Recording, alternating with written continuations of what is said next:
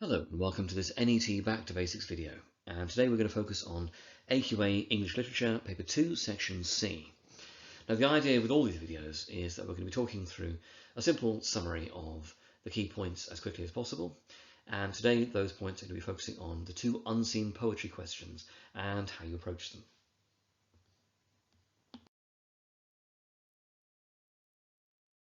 Let's start with a quick recap of how the paper works. Now, as in the other videos, this paper, Literature 2, lasts 2¼ hours, or about 2 hours 45 minutes if you have extra time, 25% extra time. This paper is split into 3 sections. Section A is the modern, Section B is the anthology poetry, and Section C, this section, is the unseen poetry. Now, for most people watching this, that's going to be a combination then of Section A on unexpected calls, Section B on power and conflict, and Section C on unseen poetry. Now, Section C as a whole is worth 32 marks, which is more or less the same as the other sections on the paper. So rather than faffing around, you basically want to split your time into 3 and therefore spend about 45 minutes on each of these 3 sections. Now, Section C is, however, made up of 2 questions, and this is important. The first question in the section is worth 24 marks and is on 1 poem. The second question is worth 8 marks and is on 2 poems. So if you've got 45 minutes for the whole section, you want to be spending around 30 up to 35 minutes on the 24-mark question and about 10 to 15 minutes on the 8-mark question.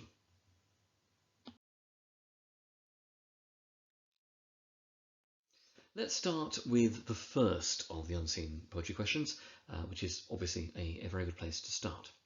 There's only one question, and it's the same for everybody who's completing this paper. And you should find that question on around page 20. Now, the question is essentially a test of your skills in reading and analysing literary texts. Phrased another way, it's basically a bit like all of the language skills wrapped up in a single question. Now, for the question, you're given a poem to read and to analyse. And this could be anything, really, and it could be about anything. Love, conflict, age, animals, moving house, cheese. Until the exam, we really don't have any idea. Whatever the poem and the question, you're marked on the same things. Your ideas about the poem, the quotations you choose and explain, your analysis of the writer's choices, and the effect those choices have had.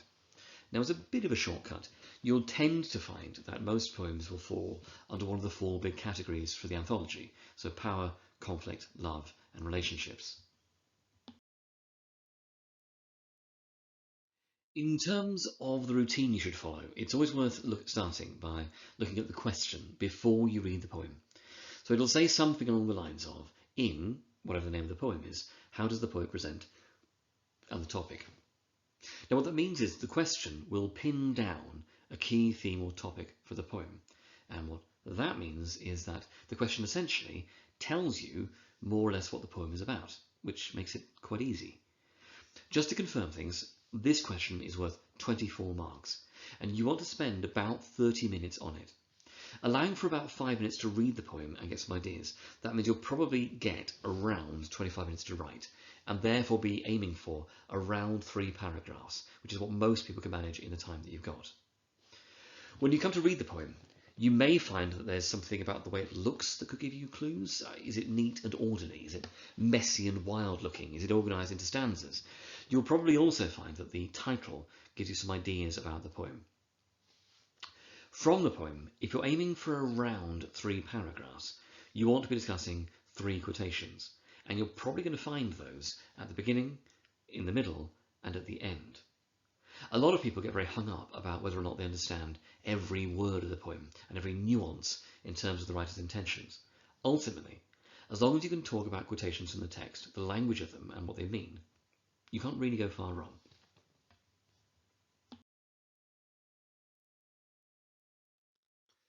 Okay, let's try and run that through the question. So, the question here tells me that the poem is called On Giving Up, and it's about a student's experience. So I know now that the poem is about giving up, and it's about the experience of the student.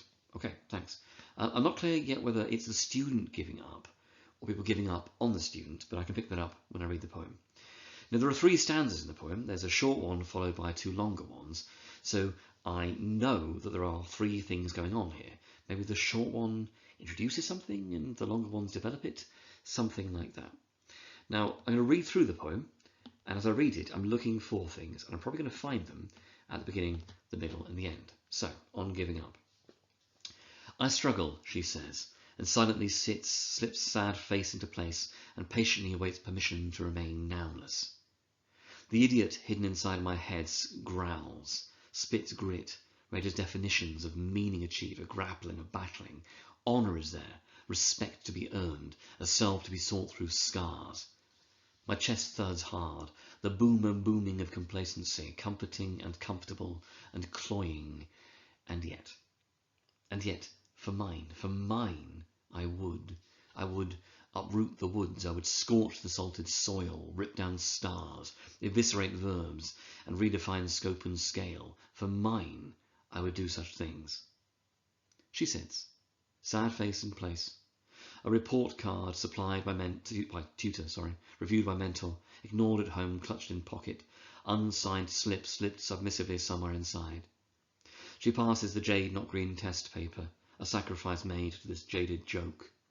It's the eyes, her eyes, child wide and watching, not yet life stiffened, cliche hardened. Past the fake nails, the hint tinted hair, drawn brows, sketched self, past makeup slapped emptiness, a flawless, formless skin to the pupils. There are struggles there.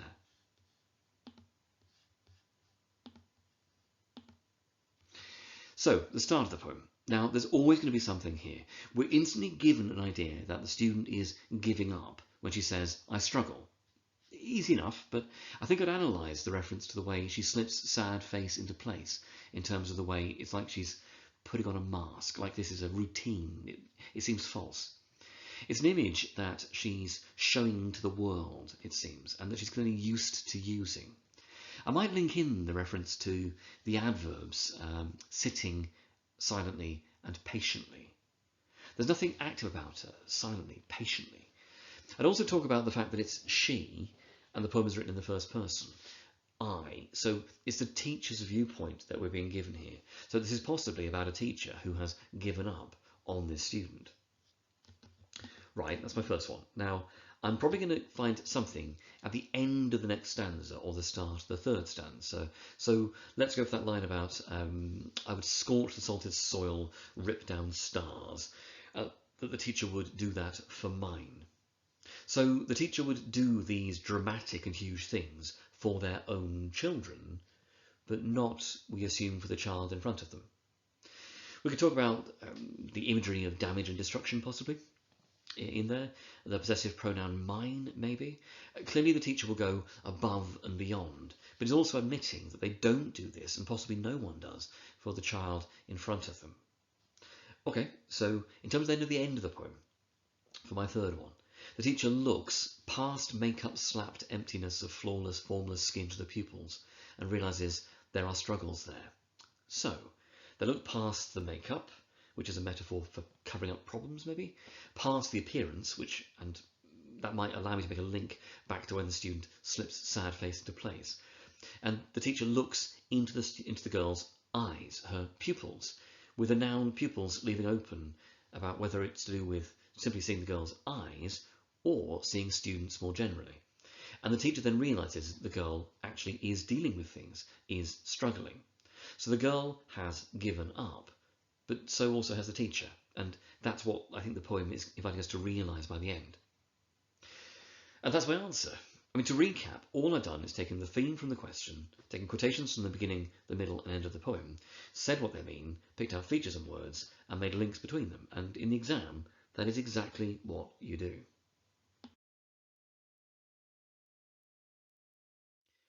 Let's turn to the second of the unseen poetry questions. Now, in this one, and only in this one, we're asked to compare. So the first unseen poetry question is on one poem, and this question then asks us to compare that poem to another one. Now, this question is worth 8 marks, and you want to be spending about 10 to 15 minutes on it. It's not huge, but those marks, those 8 marks, can make a huge difference to your final grade. So you mustn't skip it, or miss it out, or get your timings wrong enough to not really write a response to it, all of which I see every year. This question gives you another poem. Now, one really, really important thing to emphasize is to make sure that you only compare the two unseen poems in this question. Again, the first unseen question is on one poem. This one is on both. That said, you can recycle anything useful from a previous answer as long as you make it fit this question. Now, the poems are always about roughly the same subject, and again, that could be anything. The second poem usually gives you a different impression of the topic from the first one, but they might be similar. The second poem is also usually quite short, which is logical because it's a quick question that's worth 8 marks. Now, the focus of this question is around marking for your interpretation, obviously, your comparison, obviously, and most importantly, your analysis.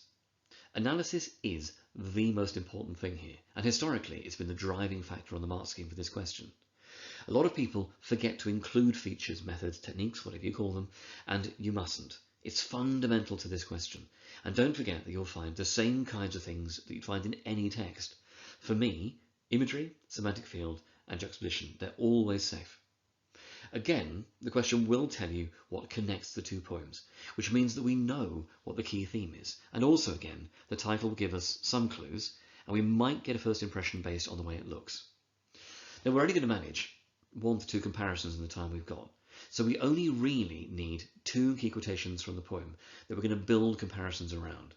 With 3, we go start, middle, end. So with 2, we're going to probably go start and end. Now let's work that through with this question. So the question tells me that I'm looking at the way the poets present education. Straightforward. And I'm confident I can recycle some of the giving up stuff from my previous answer.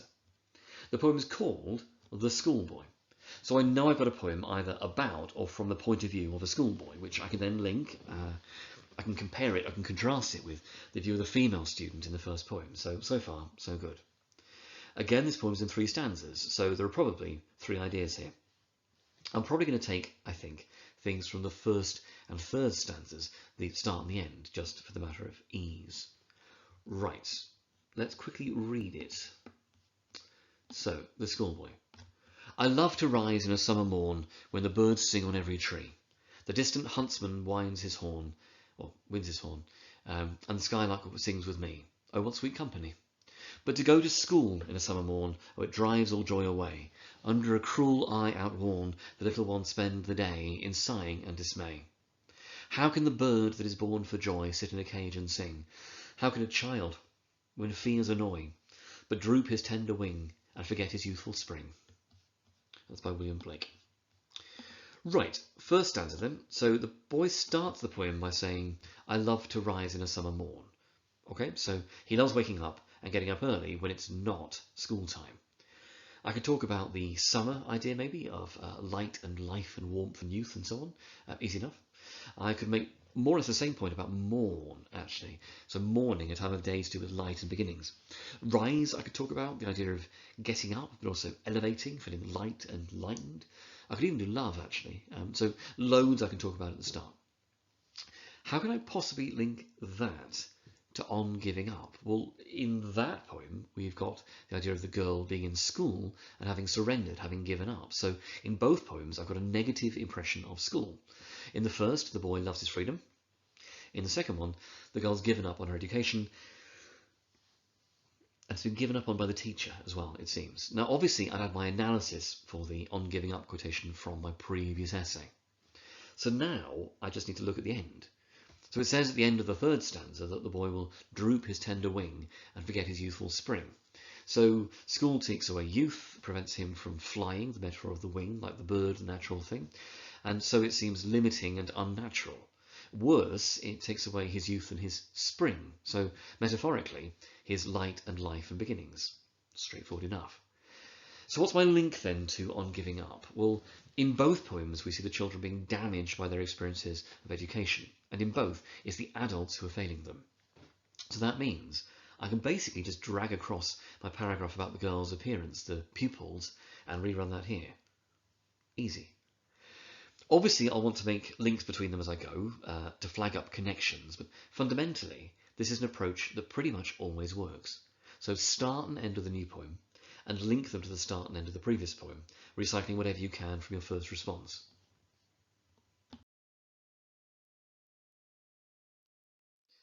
Now, top tips to summarise. So, first of all, answer both questions, but do them one at a time.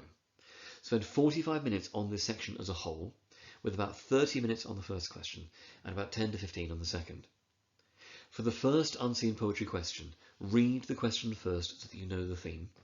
Then look at the title and the appearance of the poem. Read the poem carefully. Expect to find something at the start, something from the middle, and something from the end. Don't mention the second poem in the first response. After 30 minutes, move on to the final question. For the second unseen poem, spend about 10 to 15 minutes. And for that second unseen poetry question, again, read the question first so you know the theme that links the two poems. When you've done that, look at the title of the new poem and the appearance of it. Then, of course, read the poem carefully. Expect to choose something from the start and something from the end, and then link those, if possible, to the start and end of the poem that you've already written about. Recycle whatever you can, but make it fit the question. And lastly, remember your analysis: methods, features, techniques, and words. Now, if you're aiming higher, it's the same things as ever: depth and range. There are no marks for AO3 on this question, or on the previous unseen question, so don't worry about trying to link in context and make links to obscure things you know about the history of the poem or the biography of the writer. Instead, focus on developing the ideas you discuss. Consider alternative ways of interpreting what you're discussing. Make links across the poem to show you've got a wider view. Integrate the evidence closely into the flow of your discussion. Focus really closely on analysis and, as ever, second interpretations. A wide range of features, of ideas, and so on. Especially for the first question, it's worth, again, seeing the bigger picture, how that whole poem links together. Nothing complicated, but all good advice.